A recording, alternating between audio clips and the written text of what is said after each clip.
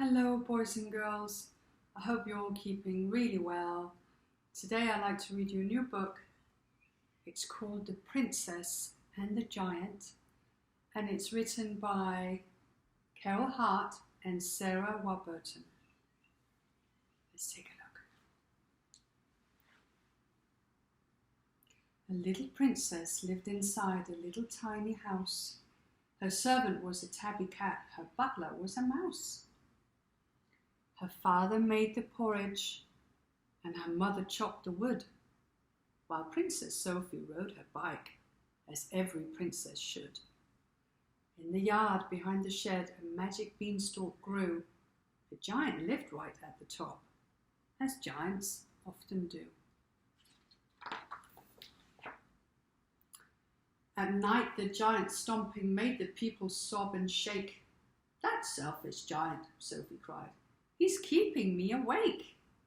Stomp, stamp, shake. The princess asked her parents, "Why are giants mean and bad?" "Always have been," said her mother. "Always will be," said her dad. He found the book of fairy tales they kept high on the shelf. It says so here in black and white. Look, read it for yourself. So Sophie read a story set in murky days of old, when Jack climbed up a beanstalk and discovered piles of gold. A giant roared, "Get off my stuff, I'll grind your bones for bread. I'll fee, fi, fo and fum, and then I'll bop you on the head. Stomp, stamp, shake." That night, poor Sophie tossed and turned. "Giant's such a pest. If only he would go to sleep, we might all get some rest." She read about a witch who made a house from gingerbread. It made her tummy rumble, and a plan formed in her head.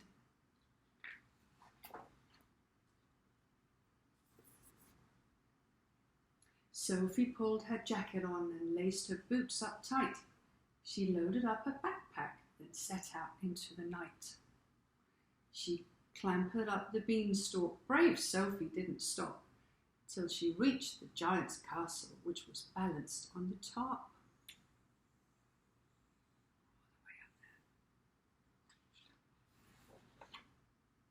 Suddenly the giant roared, "Who's creeping round outside?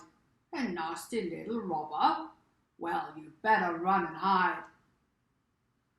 "I'm Sophie," said the princess. She was quivering with fright. "I brought you a delicious snack to help you sleep at night." She had cooked some lovely porridge in her father's porridge pot. This should get you to sleep. It's creamy, sweet and hot." The giant growled.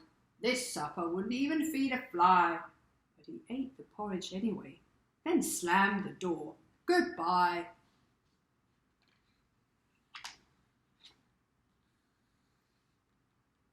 The giant's roars got louder. Sophie ran back home to bed. She hugged her favourite teddy bear. "I'm glad you're here," she said. All the day long the giant howled. The people ran and hid, but Sophie had another plan, so this is what she did. She read about a little girl who met 3 hungry bears, and she wondered whether giants ever felt alone or scared. She clambered up the beanstalk. Brave Sophie didn't stop till she reached the giant's castle, which was balanced on the top. Stomp, stamp, shake.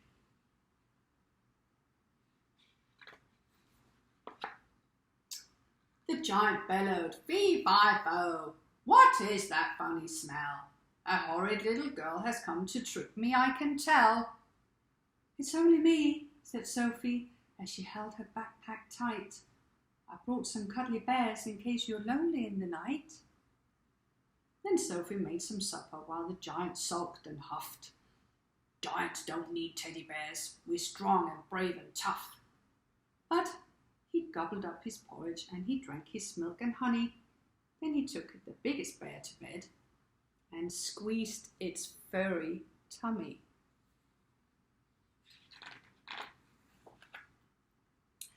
But still the giant couldn't sleep. The king cried, "Oh my word, He's making the most dreadful noise that I have ever heard. Sophie hugged him tightly. Daddy, don't be angry, please. He might be like the princess whose bed was full of peas. Stomp, stamp, shake. The king and queen were in despair, so Sophie filled a sack. She dragged it to the garden and she heaved it on her back. She clambered up the beanstalk. Brave Sophie didn't stop till she reached the giant's castle, which was balanced at the top.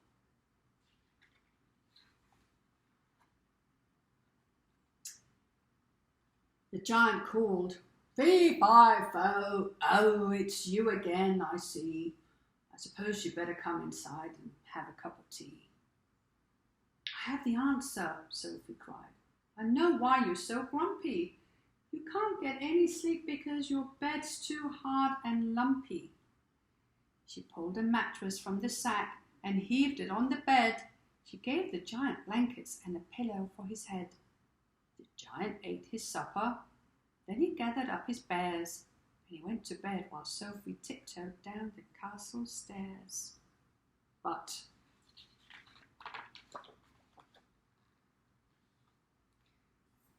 the giant didn't sleep at all and soon was in a rage. The queen cried, "Send the army now to lock him in a cage." Sophie looked up from her book. She tried her very best. "There's nothing more that I can do," the princess said, "unless—" Sophie grabbed her backpack and she scrambled through the door. "I can't imagine why I never thought of this before." She raced back up the beanstalk. Brave Sophie didn't stop till she reached the giant's castle, which was balanced at the top. "Stop that racket," Sophie yelled, "and get back into bed." The giant was so stunned and shocked. He did as Sophie said. The troops swarmed up the beanstalk. They were ready for a fight. Then they heard a sweet and gentle voice that drifted through the night. "This has to work," thought Sophie as she tucked his teddies in. Then she pulled his softest blanket up around the giant's chin. "Are you feeling comfortable?" they heard the young voice say. The soldiers stopped to listen and they put their swords away. Inside the castle, Sophie smiled. "Oh, how could I forget? You haven't had a story. It's no wonder you're upset." She pulled the book out from her bag and read a bedtime story. The giant and the soldiers were soon fast asleep and snoring. "I think I've done it," Sophie cried. "Our problems are no more." The poor old giant couldn't sleep. Now listen to him snore. He's eaten up his supper and he's had some bears to hug. I've read a lovely story now. He's happy, warm and snug. To celebrate the happy news, the king announced a feast. They danced and partied all night long till 10 o'clock at least. As the people wandered home with party bags and cake, there came a dreadful thud, thud, thud that made the whole world shake. "The giant's coming," screamed a boy. "Quick, everybody hide. He's going to make a giant pie and bake us all inside." "Fee, fi, fo," the giant roared. The king and queen turned pale. "Bring me Princess Sophie now.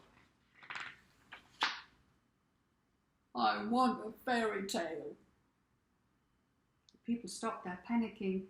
They gasped in disbelief. "Another story?" Sophie asked. "Well, that's a big relief. But why not read one by yourself?" she asked her giant friend. "Just start at the beginning and keep going till the end." "Oh, don't be silly, Sophie," said the giant with a giggle. "My books aren't filled with stories. They're just full of tiny squiggles." "Those aren't squiggles," Sophie said. "They're words. We call it writing.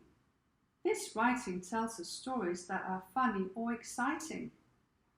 Sophie took the giant's hand. "I'll teach you how to read. But first I need the army's help. There's something that I need. She sent the giant home to bed, then rubbed her sleepy eyes. The next time that we meet, she yawned, you'll have a big surprise.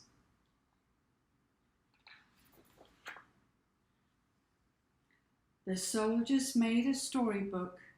The words were big and bold. Inside, they wrote the most amazing stories ever told. Then Sophie taught her friend to read by walking on the lines, and the giant read his giant book, one word at a time. Once upon a time, there was a magic beanstalk. From that day forward, Sophie saw the giant every day. Sometimes they took turns to read, and sometimes they'll just play. The town was filled with joyful song and happy children's laughter, and the princess and the giant both lived happy ever after. And that's the end. I hope you enjoyed the story. I'll see you soon. Bye.